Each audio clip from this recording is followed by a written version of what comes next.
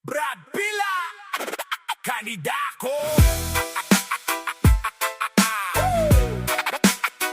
Brad Pila,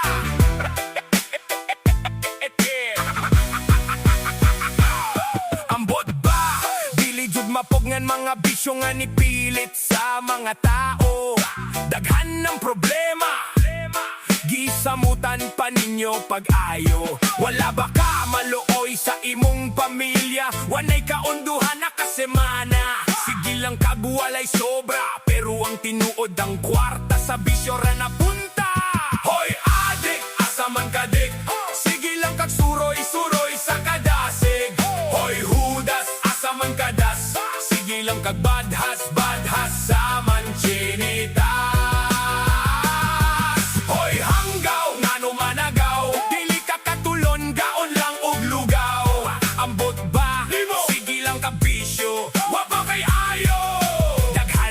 Purhisyo, hapit na pud tapos ang bulan. Kumusta ang utang imo bang nabayran? Basin nagdahom ka nga bayran sa imong asawa. Sus maluoy ka bayranan sa balay, kuryente, tubig. Wangkig nga taon kaayo ko na puno pa nimos kulata. Hoy adik, asa man ka dik? Suroy-suroy sa kadasig. Hoy hudas, asa man kadas? Sige lang ka badhas-badhas sa manchinita. Hoy hanggaw, ngano managaw? Dili ka katulon, kaon lang og lugaw. Ambot ba? Sige lang kag bisyo, wa ba kay ayo? Daghan na purhisyo. Sige lang magabaan ra ka sa pagpabaya sa imong pamilya. Giuna nimo ang bisyo og sugal para sa barkada. Tanan kasakit kapait sa anak na tagamtaman. Resulta na kay wakay ayo nga pagkaamahan. Ayaw pa abota ang anak mo sunod sa imong bisyo.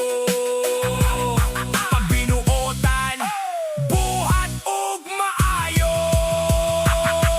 Hoy adik, asa man ka dik? Sige lang kag suroy-suroy sa kadasig. Hoy hudas, asa man kadas? Sige lang kag badhas-badhas sa manchinita. Hoy hanggaw, ngano managaw? Dili ka katulon, kaon lang og lugaw. Ambot ba?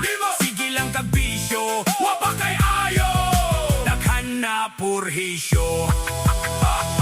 Purhisyo na kas katilingban, dili pa jud ka mapuslan. Imong mga silingan imo pang gikawatan na binakog, nagbinago na ka.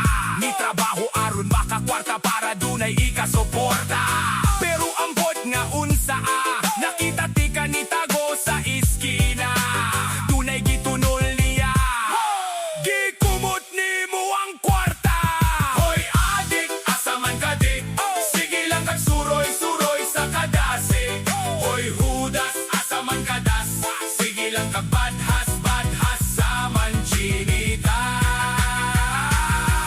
Hoy hanggaw, ngano managaw? Dili ka katulon, kaon lang og lugaw. Ambot ba? Sige lang kag bisyo, wa pa kay ayo. Daghan na purhisyo.